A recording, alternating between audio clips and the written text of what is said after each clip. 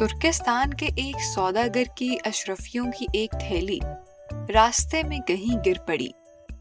اس نے گاؤں میں منادی کر دی کہ تھیلی جس کو ملی ہو واپس کر دے۔ تھیلی میں جس قدر اشرفیاں ہوں اس کے نصف انعام کا وہ حقدار ہوگا۔ اس تھیلی میں 200 درہم تھے۔ یہ تھیلی کسی جہاز کے ملاح کو ملی تھی۔ منادی سن کر وہ اس آدمی کے پاس گیا اور تمام واقعہ بیان کر کے کہا، اگر اس تھیلی کا مالک نصف یعنی 100 اشرفیاں حسب وعدہ دے تو اس کے بدلے میں تھیلی واپس کرنے پر تیار ہوں۔ شرط یہ ہے کہ مجھے انعام پہلے مل جائے۔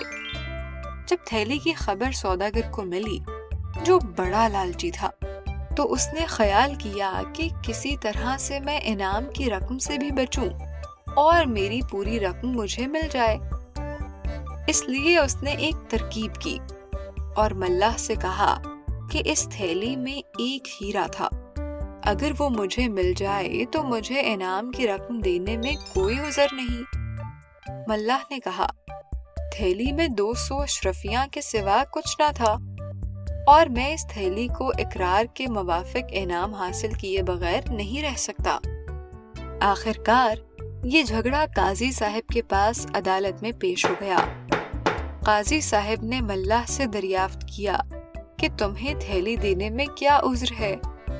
ملاح نے جواب دیا، حضور، سوداگر صاحب نے پہلے نصف یعنی 100 اشرفیاں انعام کا اقرار کیا تھا اور اب اس کو ٹالنے کے لیے تھیلی میں ہیرا بتلا رہے ہیں۔ دراصل تھیلی میں کوئی ہیرا وغیرہ نہیں ملا، میں یہ قسم کھا کر عرض کرتا ہوں۔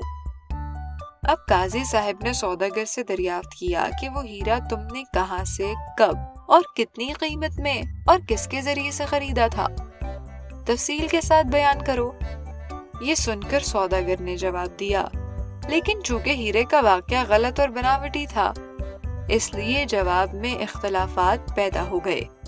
وہ بہت گھبرایا۔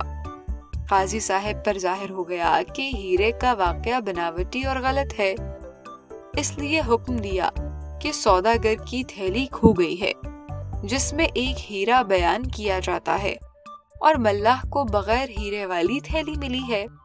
سوداگر کو چاہیے کہ وہ پھر منادی کریں اور تھیلی میں ہیرا ظاہر کریں، اور ملاح کو حکم ہوا کہ تم اس تھیلی کو اپنے پاس 40 دن تک رکھو۔ اس عرصے میں اگر کوئی یہ تھیلی کا ثبوت پہنچا کر لے جائے تو بہتر، ورنہ پوری تھیلی پر تمہارا قبضہ ہوگا۔ سوداگر نے لالچ سے اپنی اشرفیاں بھی کھو دیں اور ہاتھ ملتا رہ گیا۔ طمع بری چیز ہے، تم ہمیشہ اس سے دور رہنا۔